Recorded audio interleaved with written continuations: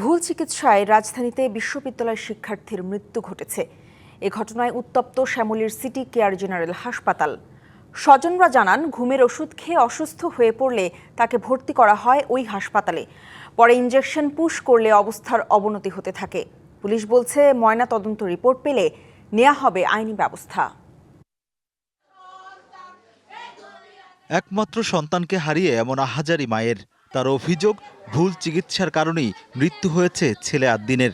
আমার ছেলে সুস্থ বৈশা ছিল, মারা যাওয়ার 1 ঘন্টা আগেও আমার ছেলে সুস্থ বৈশা আছে, বাজে নিচে প্যান্ট পড়ছে, নিজে সুস্থ। আমার ছেলে স্পষ্ট কথা বলতেছে, আমার ছেলে বলতেছে, মা আমাকে নিয়ে যাও। ঘুমের মেডিসিন খেয়ে অসুস্থ হয়ে পড়লে প্রথমে সোহরাওয়ার্দী হাসপাতালে নিয়ে যাওয়া হয় তাকে। পরে শ্যামলী সিটি কেয়ার জেনারেল হাসপাতাল অ্যান্ড ডায়াগনস্টিক সেন্টারে ভর্তি করেন স্বজনরা। সিসি ফুটেজে দেখা যায়, হাসপাতালের বেডে বসে স্বজনদের সঙ্গে কথা বলছেন আদ্দিন। হাতে লাগানো রয়েছে স্লাইন। কথা বলতেছে। স্বজনদের অভিযোগ, আইসিইউ থেকে কেবিনে পাঠানোর পর অবস্থা উন্নতির দিকে ছিল আদ্দিনের। পরে চিকিৎসক সিরাজুল ইসলাম একটি ইনজেকশন পুশ করলে মারা যান তিনি। ওরা তখন প্রিপারেশন নিচ্ছে যে চলে যায়, তখন ওরা বলতেছে আমাদেরকে রিলিজ দিয়ে দেন, আমরা চলে যাই।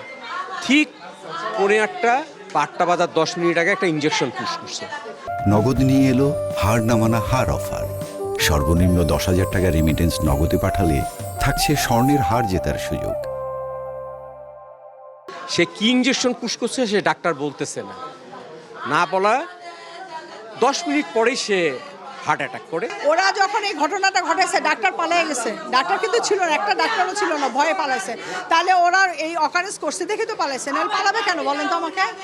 তারপরে যখন আমরা যে অথরিটিকে বারবার রিকোয়েস্ট করতেছি, ডাক্তারকে ডাকেন, ডেকে আপনারা ওই যে পালস দেখেন, চেক করেন, আবার দেন, কিন্তু তারা ডাকে নাই, এমনি করে বসে আছে। এই ঘটনায় হাসপাতালে হট্টগোল শুরু হলে পালিয়ে যায় দায়িত্বরত চিকিৎসক। পরিস্থিতি উত্তপ্ত হয়ে ওঠে। পরিস্থিতি সামাল দিতে ঘটনাস্থলে আসেন পুলিশ, র্যাবের সদস্যরা। পুলিশ বলছে, ময়নাতদন্তের জন্য শিক্ষার্থীর মরদেহ সোহরাওয়ার্দী হাসপাতালে পাঠানো হয়েছে।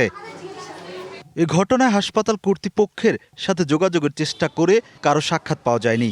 আদ্দিন ইউল্যাব ইউনিভার্সিটির বিবিএর 3য় বর্ষের শিক্ষার্থী।